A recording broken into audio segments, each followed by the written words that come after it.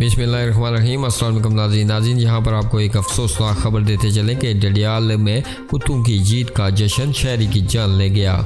Firing के दौरान मोहम्मद जुबैर नामी शख्स को चेहरे पर गोली लगी और शदीद जख्मी हो गया। अस्पताल मुंतकिल किया गया मगर जानबार न हो सका। मुल्ज़िम राजा उमर वल्द परवेज़ अदील परवेज़ तबरेज़ के खिलाफ 302 का मुकदमा दर्ज। दंगल मंडी बावलदीन में हुआ। नाज़रीन, फालिया मंडी बावलदीन के मकाम पर होने वाले कुत्तों के दंगल की खुशी में कटहार दिलावर खान के इलाका पहला नकोटा में जश्न के दौरान फायरिंग। जुबैर नामी शख्स जाँ बाख, चेहरे पर गोली लगी।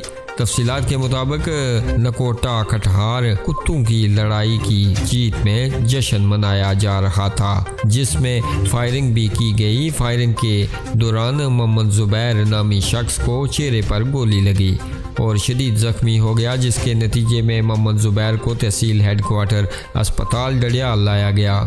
हालत तशवीशनाक होने पर DHQ अस्पताल मीरपुर रेफर कर दिया गया, जहां मोहम्मद जुबैर साकन कटहार जिंदगी की बाजी हार गया।